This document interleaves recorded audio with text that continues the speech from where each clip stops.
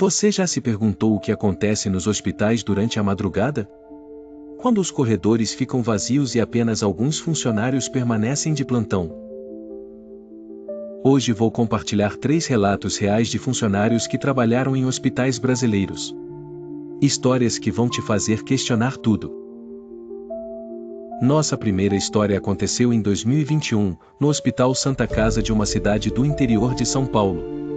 Carlos era zelador há 15 anos. Ele sempre trabalhou no turno da madrugada, das 22 horas às 6 horas.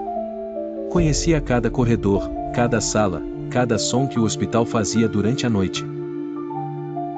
Mas havia um lugar que sempre o incomodava, o terceiro andar. Era onde ficavam as antigas enfermarias, desativadas há mais de 10 anos. O corredor era longo e escuro, com apenas algumas lâmpadas funcionando. O cheiro de desinfetante misturado com mofo era constante. Carlos evitava aquele andar sempre que possível. Mas naquela noite de terça-feira, recebeu uma ordem específica da supervisão. Precisava subir ao terceiro andar para buscar algumas maçãs que seriam usadas no dia seguinte. Não havia como escapar dessa vez. Eram exatamente 2h30 da manhã quando Carlos pegou o elevador. O hospital estava em silêncio total, apenas máquinas ecoavam ao fundo.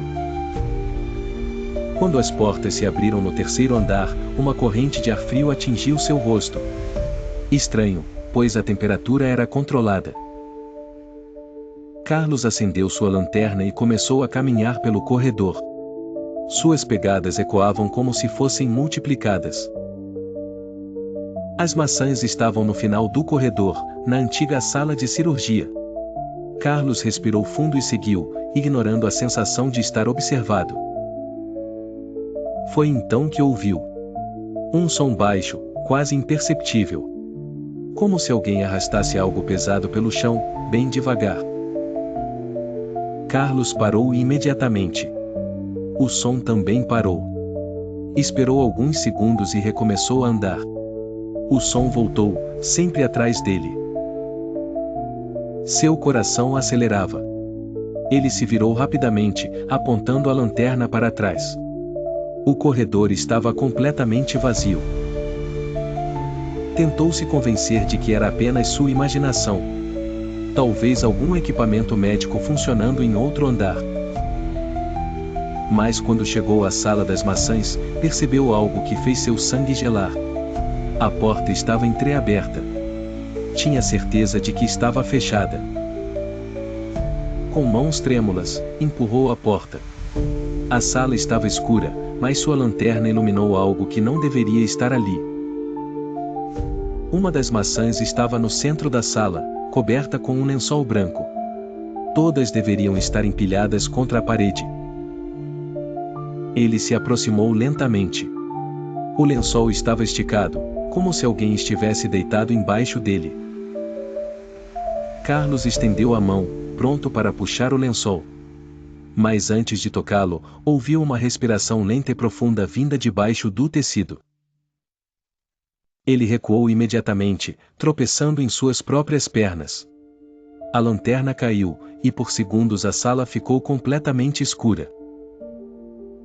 Quando conseguiu pegá-la novamente, apontou para a maca. O lençol havia sumido, e a maca estava vazia. Mas o que mais o assustou foi ver pegadas molhadas no chão, levando da maca até a porta da sala. Carlos não esperou para investigar. Correu pelo corredor, ignorando completamente as maçãs que deveria buscar. Quando chegou ao elevador, suas mãos tremiam tanto que mal conseguia apertar o botão. Então ouviu novamente o som de arrastar. Desta vez, o som vinha de várias direções. Como se múltiplas maçãs fossem movidas pelos corredores vazios. As portas do elevador finalmente se abriram, e Carlos praticamente se jogou para dentro. Ao se virar para o corredor, congelou. No final do corredor, havia uma figura alta e escura, observando-o em silêncio. Não se movia. Apenas permanecia ali. As portas se fecharam, e Carlos desceu direto para o térreo.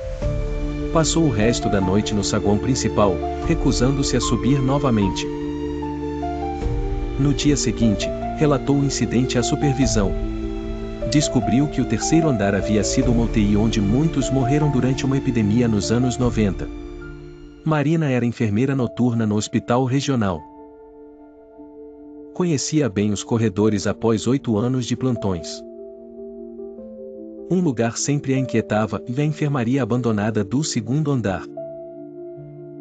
Fechada há anos, cheia de camas cobertas e máquinas velhas.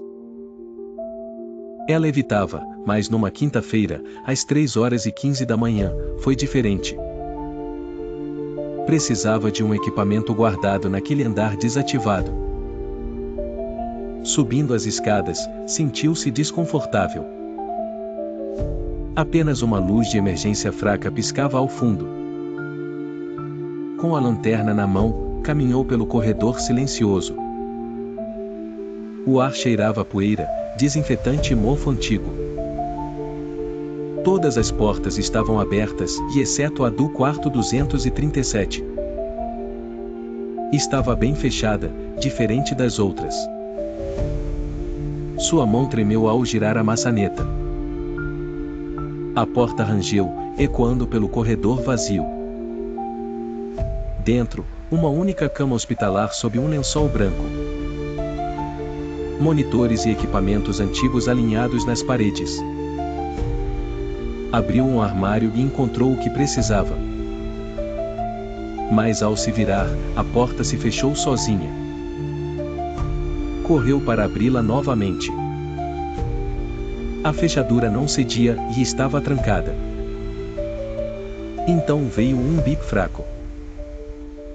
Um dos monitores cardíacos havia ligado sozinho. As linhas verdes dançavam na tela. Um pulso constante, e embora ninguém estivesse conectado. Marina congelou. Outra máquina ativou o ventilador. Bombas e alarmes encheram o quarto em uma harmonia doentia. De repente, um sussurro: "Vi enfermeira, enfermeira."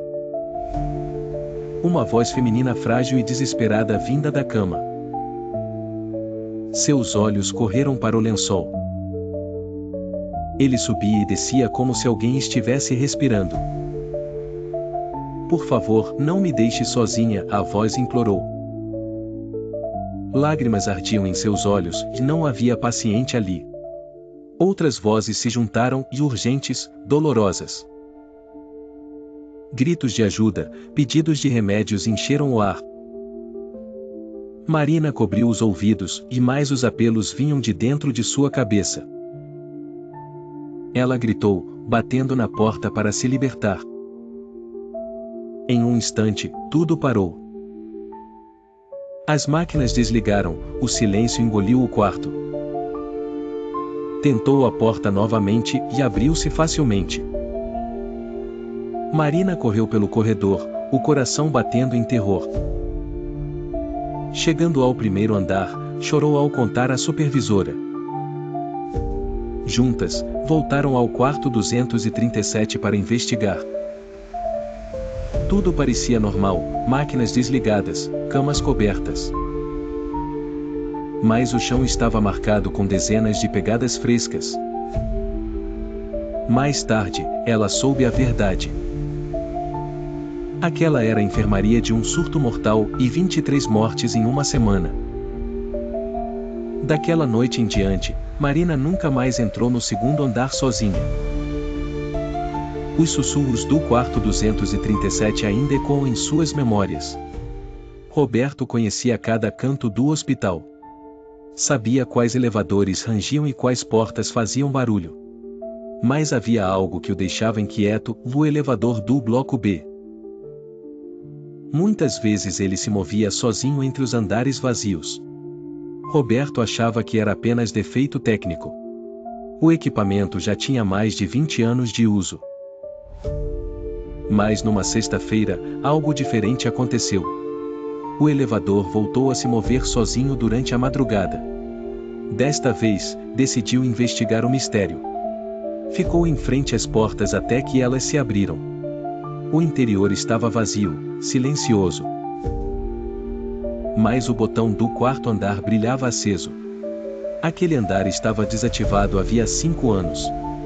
Era usado apenas como depósito de materiais. Curioso, Roberto entrou no elevador com receio. As portas se fecharam e ele começou a subir. Durante a subida, o ar ficou congelante. Ele viu sua respiração virar vapor diante dos olhos. Quando as portas se abriram, um cheiro tomou conta. Era mistura de flores murchas com desinfetante. O corredor estava mergulhado na escuridão. Com a lanterna, ele começou a caminhar com cautela. As salas estavam cheias de camas empilhadas. Havia também equipamentos médicos antigos cobertos de pó. De repente, ouviu o elevador se mover novamente. Agora estava descendo, deixando-o preso no andar. Correu até as escadas de emergência. Mas a porta estava trancada pelo lado de fora. Foi então que ouviu vozes distantes. Sussurros baixos vinham de dentro de uma sala. A porta estava entreaberta, luz fraca piscando. Espiou pela fresta e sua visão gelou. Dentro, figuras translúcidas estavam sentadas. Pareciam pacientes aguardando em uma sala de espera. Usavam roupas hospitalares e encaravam a porta. Seus rostos não tinham vida, apenas silêncio. Roberto recuou, mas pisou em vidro. O som ecoou e os sussurros cessaram. O silêncio foi absoluto por alguns instantes. Então, passos começaram a se aproximar da porta. Desesperado, ele correu pelo corredor escuro. Atrás dele, outros passos o seguiam rapidamente. Encontrou uma escada de emergência destrancada. Desceu pulando degraus até chegar ao térreo. Ofegante, correu para sua mesa e ligou a supervisão. Enquanto esperava, viu o painel do elevador. O bloco B continuava se movendo sozinho, sem parar. Parava em diferentes andares, ignorando qualquer comando. Quando o técnico verificou o sistema, ficou intrigado. Havia registro de 47 usos naquela mesma noite. Roberto descobriu depois, o quarto andar era paliativo. Muitos pacientes terminais passaram ali seus últimos dias. Desde então, ele nunca mais trabalhou sozinho. Mas sempre que passa pelo bloco B, sente um calafrio mortal.